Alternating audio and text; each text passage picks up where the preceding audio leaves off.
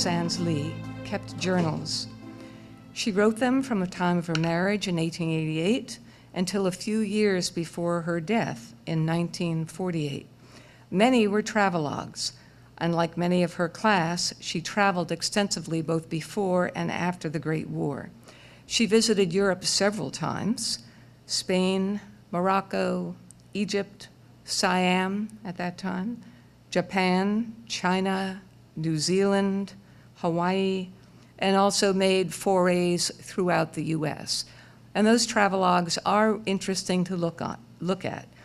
However, the 6 journals that she kept during the time she spent in France during the Great War were different. These described her experiences in great detail, with anecdotes and personal commentary.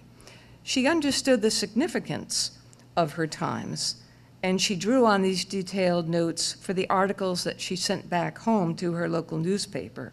And then after the war, she relayed her experiences in talks throughout the Northeast, fundraising for dispensaries for the French war orphans. Mrs. Lee made 2 wartime trips to France, and I'll be talking tonight just about her first trip as a volunteer for the American Fund for French Wounded.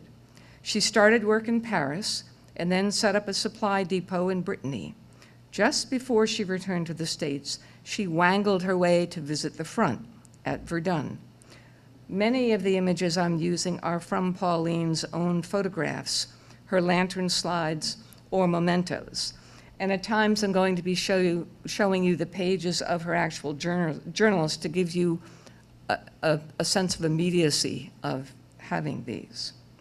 Pauline Sands Lee lived in Cornwall, New York, a small town on the Hudson River best known as the location of West Point Military Academy. She was born in 1868 into an educated family. Her father was a horticulturist and a minister who wrote moral novels of some renown in his time. Her mother descended from early American Quakers. Pauline's family heritage home, now the Sands Ring Homestead Museum, gave hospitality to Lafayette during the Revolutionary War, and its vault stored the pay that France provided for Washington's army. And I mention this bit of colonial history because it partly explains Pauline's commitment to helping France. She felt very strongly that supporting France in their time of need was payback for France helping colonial America in our time of need. Pauline Sands married Henry C. Lee, an artist of independent means, and they built Rock Acre in 1888. The home Pauline lived in the rest of her life when she wasn't doing her extensive traveling. Pauline and Charles had 2 children, Henry and Catherine. Her daughter married Walter Bartlett, and they had 1 child, my father, Lee. Lee was 5 months old when she left for France, and Pauline was 51. Her journey begins as her ship pulls away from New York on November 11th, 1916. She says, "I have felt the call of home until it seemed as if I must return or die of loneliness. Now I am driven away with a force that is almost as strong. The longing for France, the longing to help has so besieged me that I must go even though I am afraid. I am leaving all that I love most in the world, and I am impatient to be gone." On board the SS España, she writes, "We have sailed all day and not a ship in sight. The ocean is no longer a highway, or else we are traveling on a byway. I am told that our cargo is almost entirely ammunition. Today we had a boat drill, and it was a curious sight to see everyone on board, old people and children, each with a life belt buckled correctly around them, waiting patiently in the cold wind by the boats assigned them until they had answered to their names." This reinforced the importance of preparedness because the passenger ship Lusitania had been torpedoed and sunk by German submarines the year before in May 1915. And at that point, mishaps with lifeboats and improperly worn life jackets contributed to the disaster. And that took over 1,200 lives, and 115 of them were Americans. The SS España arrived in France on November 20th, and November 23rd was Pauline's first day working for the American Fund for French Wounded, or the AFFW, in Paris. This organization was started in 1914 by two society women for the many Americans like Mrs. Lee who wanted to help. It was created, supported, and administered by women. Over 550 U.S. committees raised funds and collected a large variety of medical and personal items that were sent overseas. The AFFW also solicited funds to purchase medical equipment and vehicles. The truck that Mrs. Lee used was purchased by funds from the town of Magnolia, Massachusetts, so she christened it Magnolia and called it Maggie for short. The Alcazar, a former music hall in Paris, was the central location for receiving goods sent from the AFFW, and this is where Pauline started her work, and there she is. Over 200 American women worked in France under the AFFW. It had centers in Brittany, Normandy, Pau, Chambéry, and Nice. In the Alcazar, the great flow of contributions were sorted and dispersed to large and small hospitals. Pauline spoke French fluently, making her an especially valuable volunteer. And she also sought out more responsible role than simply sorting medical and personal supplies. Pauline's first adventure involved picking up a broken-down AFFW vehicle in Mâcon. On December 9th, 1916, she writes, "Left for Paris at noon today, Miss Thorpe, Miss Arnold, Miss Bradley, and I, in a Ford truck bound for Mâcon. With a road map to guide us, we launched off in the pouring rain through France, on to Sens, where we are to stay for the night. I have a most comfortable room and a fat feather bed to keep me warm. We are starting at sunrise to do some extra sightseeing before we move on in our truck." And then the next day she writes, "We left Sens at 10:30 in the morning to visit the hospital in Passy. In the afternoon, we changed attire, where the entire inhabitants of the village watched in undisguised astonishment to see American girls driving and adjusting a Red Cross car. We hurried on for Avallon. Gradually, the Ford began knocking. We stopped to give it water and to make frequent examinations, but the trouble grew worse, and with an awful groan and a buck jump, the car stopped miles from everywhere, not a house in sight. Here we stayed and coaxed and cranked and failed to make any impression on that Ford. Finally, in the distance, there was a faint glimmer, and we were sure it was an automobile. I climbed out of our motor, waited until it was near, and began war-whooping with all my lungs. The car stopped instantly.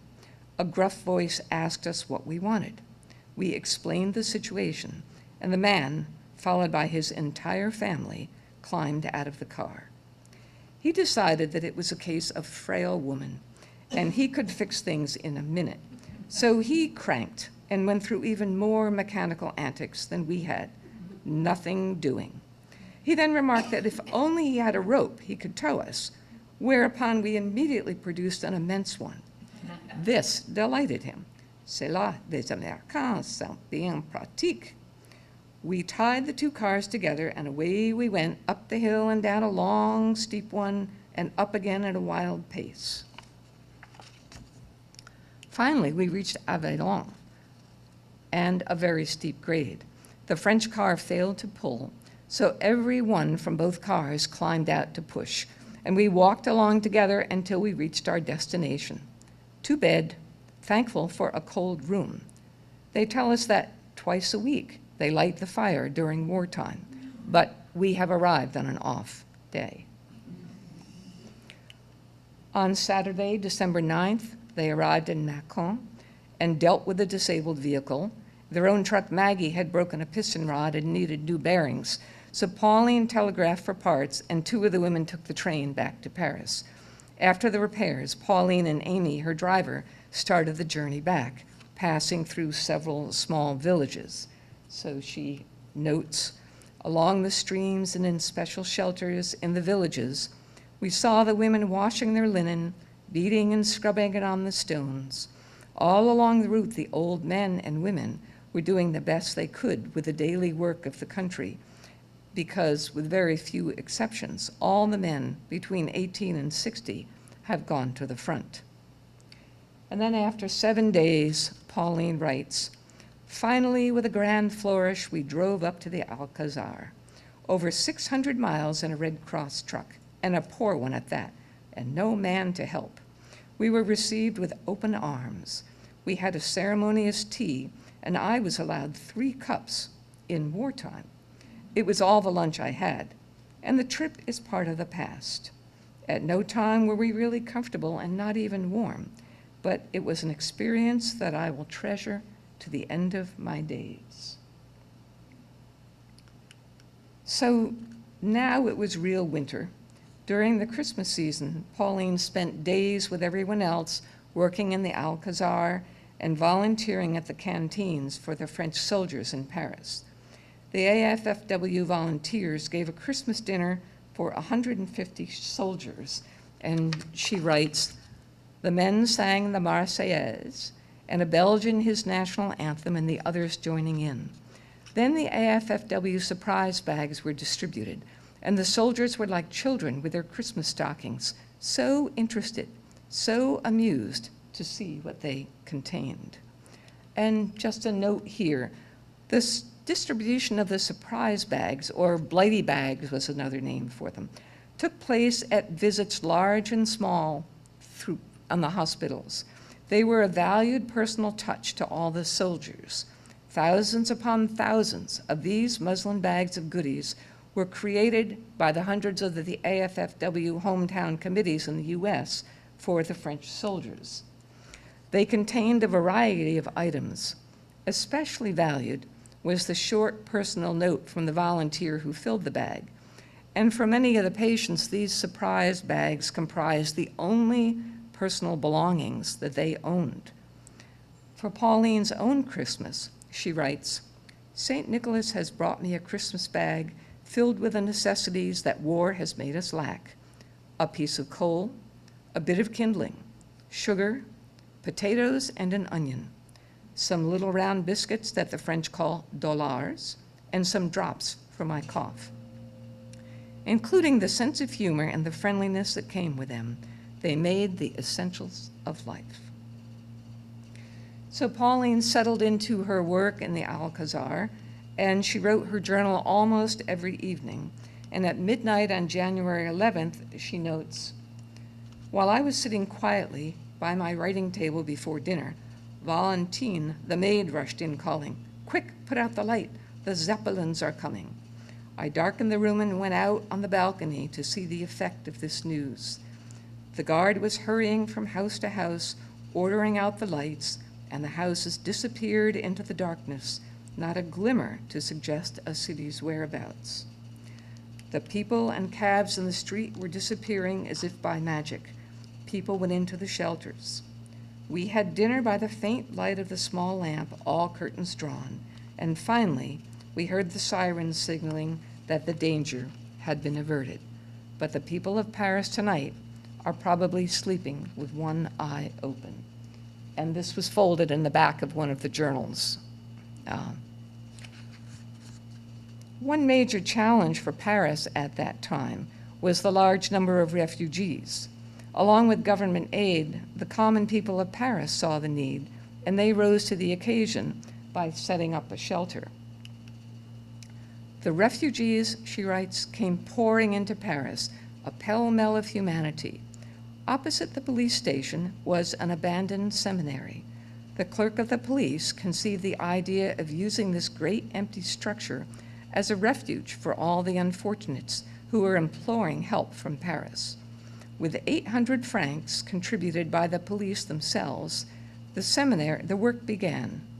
During their hours off duty, the men restored the seminary to order, cleaned, carpentered, masoned, installed lights, kitchen, and the crude necessities for occupation.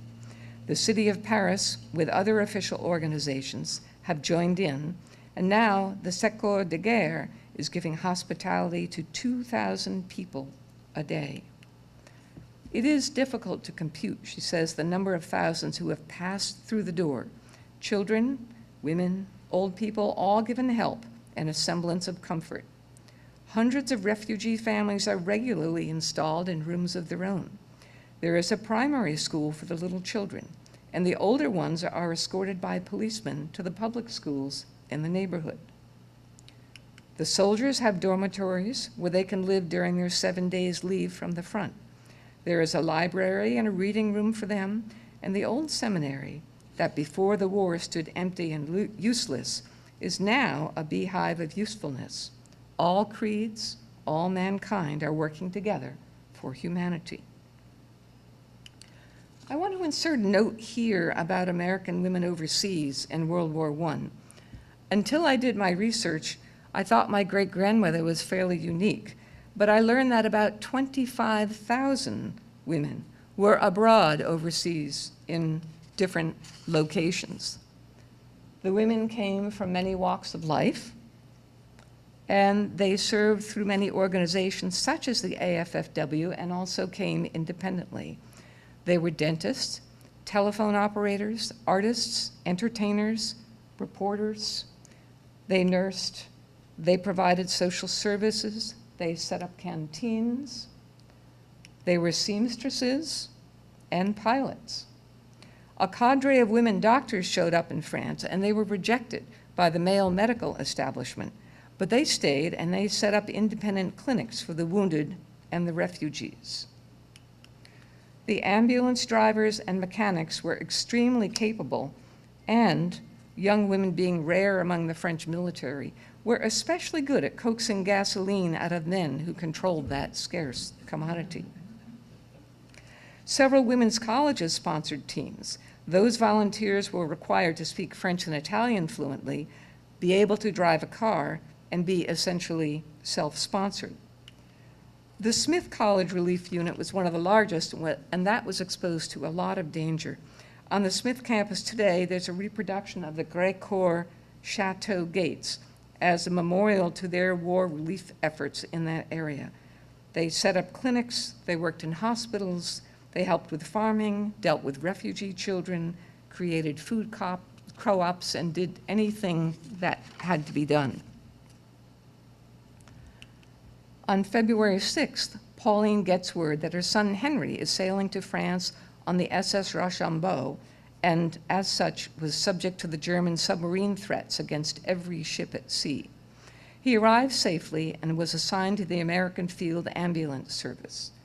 But Pauline was ready for a new adventure, and on February 17th, in 1917, she writes, "I am thrilled with an order from Mrs. Lathrop. March 1st, I am to be detailed to Brittany to establish a new depot for the American Fund. We are to make headquarters at Quimper and do our best for the tubercular hospitals. I will have 1 week with Henry in Paris, and then we will each go our way as our duty may call us." Mrs. Lee left on March 8th with her helper, Catherine, and her driver, Amy Bradley, who had been part of her earlier vehicle retrieval venture. Her AFFW truck, Maggie, was packed to the gills, and as Mrs. Lee wrote at various times, the vehicle had a personality of her own. The 3 women arrived in Quimper on March 12th, and within a few days had set up their depot, ready to visit hospitals, to pass out surprise bags, and to ascertain the needs that the AFFW could supply. And there she is, there. A quick note, this is 1916, and the language of Brittany was Breton, not French. So Pauline records, "I bought a basket from an old Breton who could not talk French. He pointed to my Red Cross brassard, and by the aid of an interpreter, I discovered that he had 8 sons at the front. 8, he said, holding up 8 fingers, and it is all I have. 1, I answered, and it is all I have. And so with a handshake, we parted. Our mutual anxiety had made us akin. And the remainder of the day, we visited local hospitals." And here she notes that The nurses are nearly always nuns, calm, gentle-looking women who seem to have escaped the sufferings of life, if one can judge by their peaceful faces. On the way to one of the hospitals, we became entangled in a cattle market. Such a bellowing, grunting, and neighing collection I have never before seen. Old peasants, men and women sauntering along, lugging bulls, horses, pigs, and cows in the most casual ways. When the horses saw our motor, it seemed as if a stampede was imminent, but gradually we threaded our way among the crowd, and no damage was done. Pauline was immersed in her work, but still very much attuned to the home front. She was very frustrated that the U.S. was dragging its heels, and on April 6, 1917, Pauline and her helpers are visiting a tubercular hospital in a corner of Brittany when the welcome news finally comes. And she writes, "Here in this out-of-the-way corner of Finisterre, we have learned officially that United States is at war. In the hospital, I am greeted as an ally by the soldiers who have already paid the price of war and who are dying because of it. Our nation must not only spend our money, but our men to help crush the Kaiser and all that he stands for. With our political dilly-dallying, the Allies have practically won the war without us. At last, Wilson seems to have gotten up squarely on his 2 cold feet, and the people at home will do the rest." The Camp Air Depot made almost daily deliveries and visits to the hospitals, some as small as 8 or 10 beds in villas that people had opened for them, to 300-bed or 500-bed larger hospitals. Their truck was critical to their service, and mechanical problems were a constant challenge. At one point, Pauline writes, "Maggie is in a bad way. This last stage in our journey is being accomplished almost by the sweat of our brows. We are crawling along on low speed, and our mental condition keeps pace with the fits and starts of the car. On a long hill 38 miles from Camp Air, we finally stopped. Our gasoline is such bad quality that everything is gummed up, and cleaning spark plugs is a twice-a-day necessity. We found a soldier waiting for the train, and we taught him the art of cranking and started off again. Gradually, things began to look brighter, and finally the spires of Camp Air are before us. It's almost like getting home." Pauline's team continued with visitations and distributions of supplies and surprise bags, and this next journal entry demonstrates the tragedy of war on all sides. The hospital at Camp Air is an interesting place.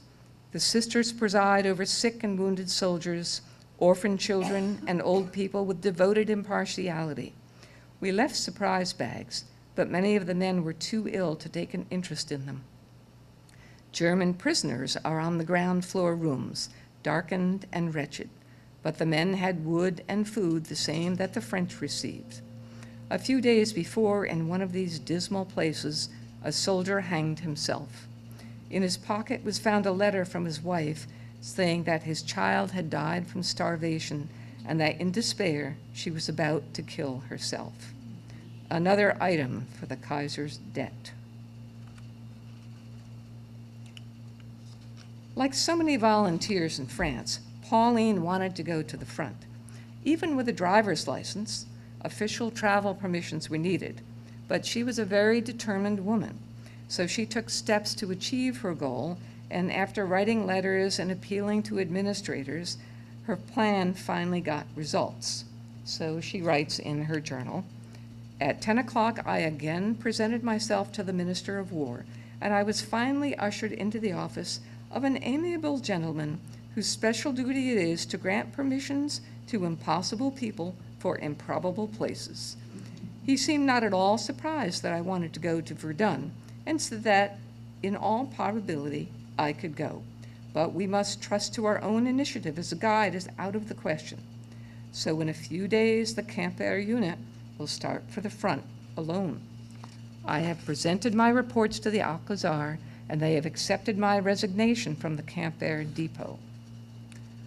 Finally, on May 14th, she writes, This morning, we learned that our papers for the front were awaiting us at the Ministry of War.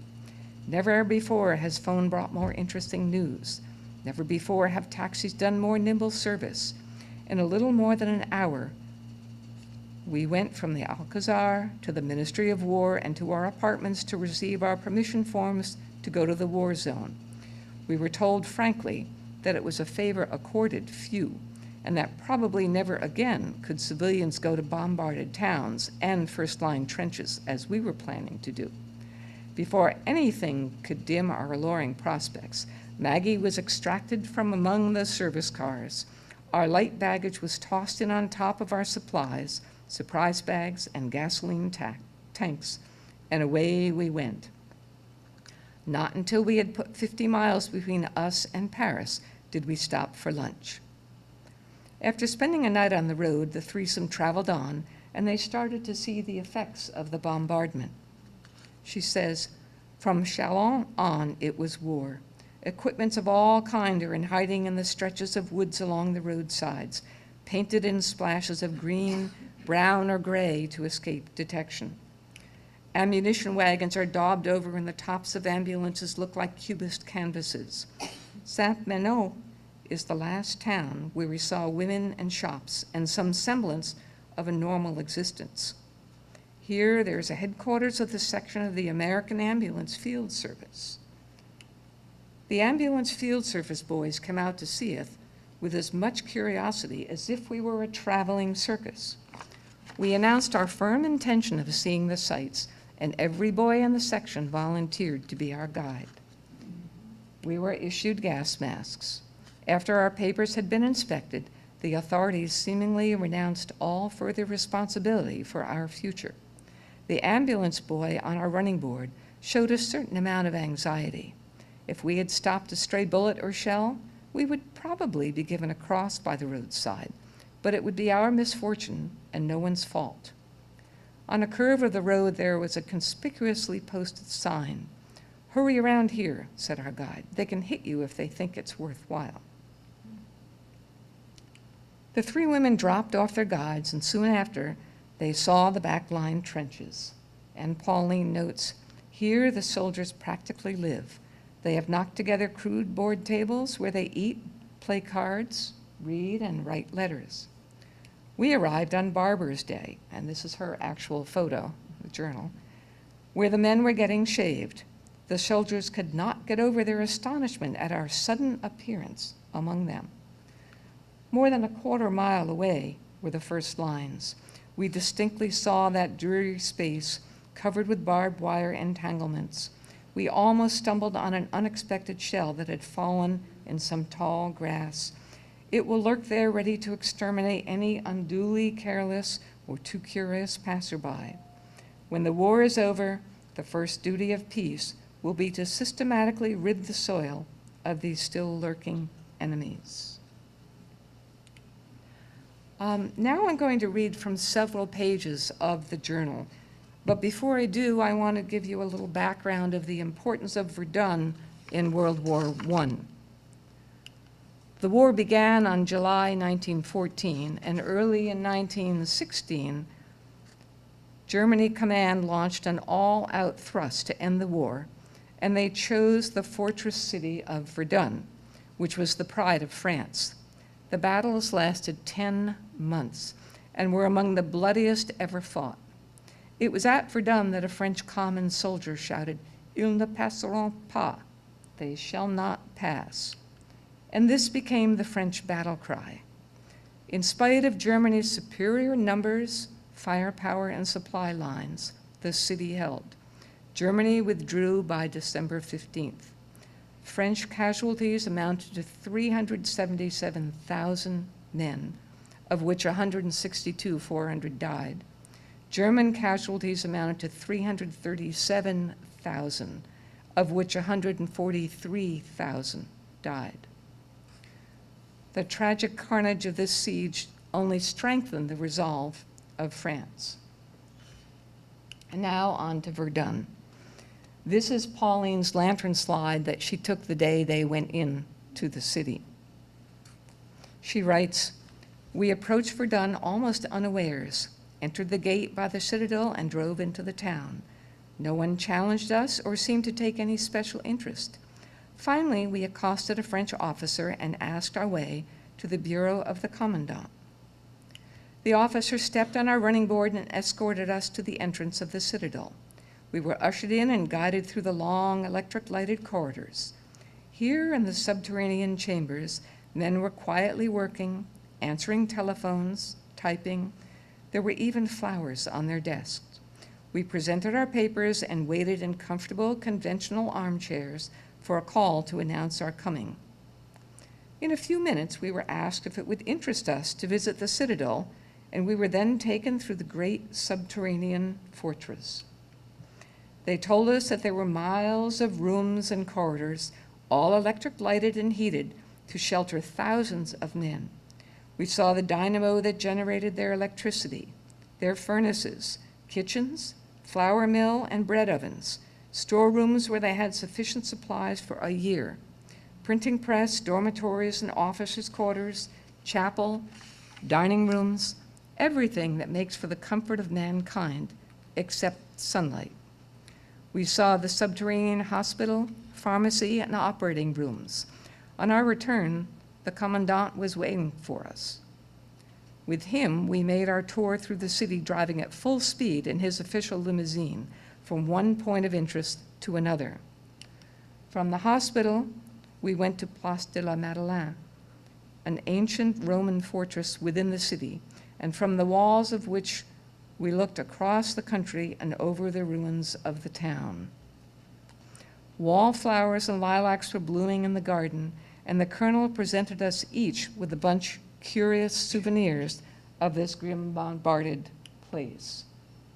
And these are the actual flowers that she was given. The cathedral is guarded by soldiers who saluted as we passed and hastened at a word from the colonel to fetch a smoky lamp to light us into the crypt. The silver candlesticks from the altar were lying across the stairway, blown there by force of concussion. Much of the walls and fine carvings of the cathedral are still intact. The colonel is having the woodwork and treasures removed to Paris for safekeeping as the bombardment of Verdun continues from day to day. In and out of the streets we drove, and at every turn there was some mute evidence of the inhabitants who had been driven from their houses. Behind the battered walls, we saw furniture, pictures, unmade beds from which people had fled in their sleep. Heavy beams were split to matchsticks. Outside the city gate and covered with barbed wire entanglements is the park where the Kaiser announced he would review his troops when he had taken possession of Verdun. The colonel pointed it out to us with grim satisfaction. The amenities of war, she writes, are quite as fantastic as the dramatics. On our return to the citadel, we were each assigned a dressing room, an officer's apartment, where we could primp for our dinner. We were then escorted to the dining room, and there, surrounded by mirrors, armor, and flags, we dined in state. The cuisine was perfect, and the wine, too plentiful. So that is the actual menu they were handed that night. We toasted France and America, ourselves and the Allies, and exchanged 1,000 pleasantries with our hosts. We have left our names in the guest book at Verdun and brought with us the autographs of the guardians of the citadel. It was only the prospect of a 60-mile drive into Bar-le-Duc that night that hurried us on our way. And we left Verdun in the twilight with the whole staff waving adieu. There were yet more adventures awaiting Mrs. Lee, Amy, and Catherine and their intrepid truck, Maggie. So she goes on, "We had gone but a few miles from Verdun when the darkness fell upon us. It was foggy. The country seemed to be disappearing with scarcely a spot of light. We asked our way of some soldiers and found that the road we had contemplated taking led directly to the front. Turning abruptly, we made off in the opposite direction. We had heard the report of a cannon, and a star shell had burst on the horizon. What to do? We had reached a hillside that seemed to have no strategic importance, and not a human in sight. Everything seemed floating in the twilight. vague and indistinct, except the flashes on the horizon and the ever-increasing sound of shells. The car wavered and stopped, and we found that we were out of gas. As we slid back into the roadside, the whole sky was lighted by flashes and star shells, and we decided that we would stay in the ditch and rejoice that we were no nearer to that inferno. Since fate had decided that we were to pass a night at the front watching a bombardment, there was no reason why we should not have the best available seats, so we climbed up on the bank. The Germans' pyrotechnics, though fairly far away, filled the whole sky with a lurid glare. After watching for an interminable time, in the exhaustion of excitement, we left our hillside and curled up in the grass, determined to sleep if we could. But at that moment, we heard footsteps approaching. There was no escaping. We blotted ourselves against the earth and held our breath in suspense. It was a group of French soldiers. They had discovered the car. In the darkness, the details escaped them, and finally they said to one another, "It's an American ambulance broken down. Leave it alone." And they went on so near us that we could almost have touched them. We lay perfectly quiet, three of us under one old blanket, listening and straining every nerve. It was after 1 o'clock. At what seemed like interminable intervals, we guardedly looked at our watches, fearing even the slight flash of the small electric light would give away our whereabouts. Surely no one would be abroad at that hour, so we climbed down to the roadside and into the car. An hour dragged on, and we gradually began talking with a kind of exaggerated gaiety, conjuring away our fears by the very extravagance of them. "It's over. Very interesting, but why worry?" Suddenly, the silence was broken by a perfect roar of artillery. We were out of that car in less time than it takes to think it, and there, not too assuringly far away, the sky was ablaze, like violent heat lightning punctuated by flashes. For an hour, the bombardment continued, scarcely abating an instant, and then it ceased as abruptly as it had begun. Sleep had utterly vanished. We were sensitized to such a pitch that the whole war seemed to pass before us, the brutality of it and the suffering, the courage of it and the endurance, the battle of might against right. It seemed as if the darkness of the night had been the might of it, and already it was retreating, conquered by the light of day. Gradually, the dawn increased around us. The stillness was broken by a sleepy bird note.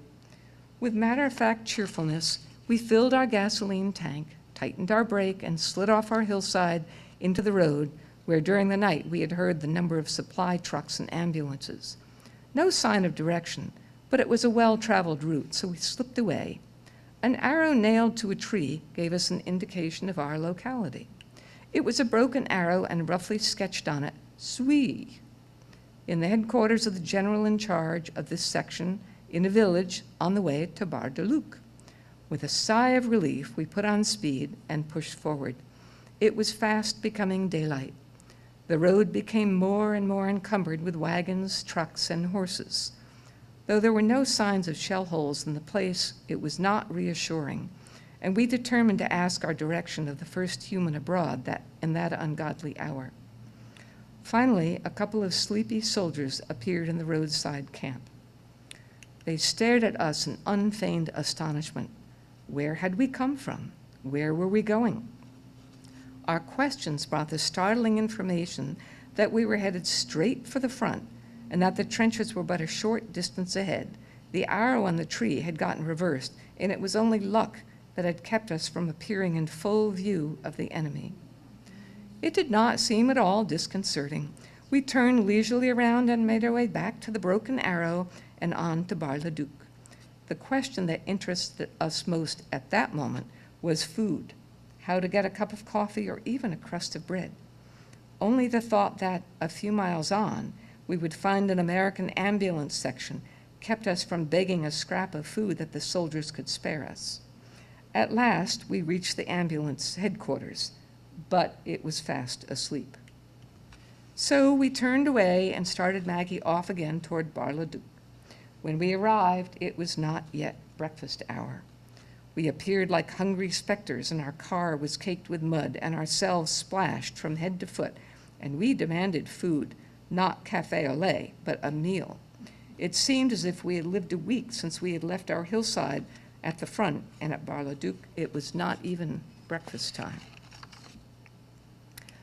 After a few hours of sleep, we reluctantly went in search of gasoline. Our military order was entitled us to it, but there was always the red tape of getting it. We must gain 50 miles on our journey that afternoon if we would reach Paris by the morrow. We had only 2 days left before we sailed for America. We chose Vitry as our stopping place for the night, and the next day we pushed on to Montmirail. Here, we found the newest section of the American ambulance service going to the front. Nothing could be more perfect than their equipment. Nothing nicer than those well-set-up boys. Poor old Maggie looked like a battered veteran among their immaculate cars. We smiled at those new soldiers with a little pardonable condescension. So Pauline Sands Lee, Amy Owens Bradley, and Catherine Key arrived back in Paris on May 18th, 1917, and the next day, Mrs. Lee again was on board the SS Espagne, and she notes, there seemed to be no question about the genuine war precautions. The entire steamer has been painted a dull and inconspicuous gray. Every lifeboat is swung out, and the rope ladders are installed over the sides at night. Every porthole is hermetically sealed, and there is not a light in the corridors. We sleep beside our life preservers when we sleep. Passengers frankly take stock of one another and speculate as to how individuals will act in case of an emergency. 2 torpedo destroyers are convoying us, and we are dashing along at top speed. Finally, the SS Espagne pulled into harbor on May 28th, and Pauline writes, home. We crept into the port so silent and so unexpected that no one knew in time to meet me. I was thrilled at the very sight of the old pier and the sound of my own language around me.